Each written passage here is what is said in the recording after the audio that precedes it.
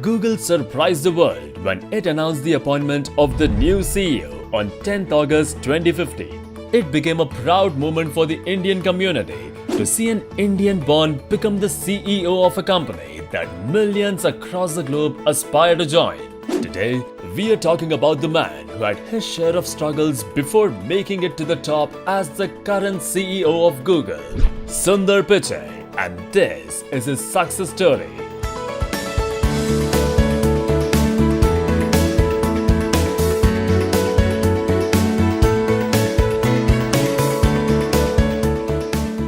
Pichai Sundararajan, more commonly known to us as Sundar Pichai, was born in Madurai on July 12, 1972. He belonged to a lower middle class family and had never experienced the luxury of watching television or traveling by car in his childhood. However, Pichai saw technology in his hands at the age of 12 when his father first bought a landline phone. He had a remarkable skill of memorizing and remembering numbers, as he could keep in mind all the numbers that he dialed. Likewise, Sundar excelled in school, and that paved his way into the metallurgical division of IIT Kharagpur in India. Upon graduating, he migrated to the US in 1993, and he initially planned to pursue a PhD from Stanford and embark on an academic career. However, he dropped the plan and joined Applied Materials, a Silicon Valley semiconductor maker, as an engineer and a product manager. But he did not work there for long. He later went on to complete his MBA from the Wharton School of the University of Pennsylvania, where he was named a Siebel Scholar and a Palmer Scholar. Following the completion of his MBA, he was appointed as a management consultant at McKinsey & Company. While Sundar was battling with his lonely days as a migrant on the sure road to success, he needed the support of his then girlfriend and now wife Anjali, who many say plays a pivotal role in all his endeavors. Later, he joined Google in 2004, and his entry was marked with the launch of a free mail service called Gmail. It is said that Sundar thought it to be a Google's prank, as the day of launch, April 1st, 2004, coincided with Fool's Day. After getting inducted into Google, Sundar's first big success came after Google hit an infamous doomsday situation. Microsoft changed the default search engine on Internet Explorer with their own search engine called Bing. In those days, during the year 2006, almost everyone used Internet Explorer, and now Sundar was responsible for coming up with a response. His solution? A Google toolbar that enabled PC makers install it directly onto their PC and browser. Later, he soon started working on other Google products such as Google Gears and Google Pack. The success of Google's toolbar gave Pichai the idea that Google should develop its own browser. He discussed this idea with his seniors and faced a serious objection from the then CEO Eric Schmidt, who thought that developing a browser would be a too expensive affair. However, Pichai persevered and convinced the co-founders of Google, Larry Page and Sergey Brin, to launch Google's own browser. And later, Sundar played a pivotal role in the ultimate launch of the browser Google Chrome in 2008. Chrome proved to be a great success, as it allowed the users to directly access Google's search engine.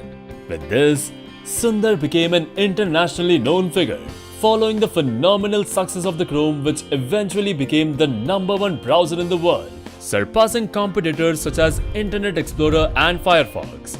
Chrome also paved the way for a series of other important products such as Chrome OS, Chromebooks and Chromecast. Later in 2008, Sundar Pichai was promoted as the Vice President of Product Development. In this position, he started appearing more often at Google presentations and continued rising up the ranks in Google. By 2012, he became the Senior Vice President of Chrome and Apps. Within a year's time since becoming the Senior VP, Sundar was also handed over the task of Android, which till earlier was being managed by Andy Rubin. The genius that he is, Sundar developed it into Android One, which was a project designed to offer affordable smartphones in all households worldwide, inviting another 5 billion people to the Android world. And within a short period of time, Sundar was again promoted to become the head of products in 2014, which elevated him to become Larry Page's second in command. Apart from that, Sundar had established himself as the public face of Google and was widely known to be as the master of ceremonies for Google's annual developer conference. By now, Sundar had attracted a lot of attention of other technology powerhouses. As a matter of fact, he was approached by Twitter to come on board as the Vice President of Products, and later, he was also being considered to become the new CEO of Twitter. Other than that, he was also strongly being considered to succeed Steve Ballmer as the CEO at Microsoft. However, he remained a loyal Googler despite being approached by top tech companies. This was also the time when Google's holding company Alphabet Inc. was being prepared. Hence, to retain him and keep him on staff, Sundar was announced as the new CEO of Google, which is the biggest company under Alphabet. Well, as agreed by most of the top tech industry veterans, Sundar is one of the most all-round and flexible professional, with his keen eye for the products along with his business acumen.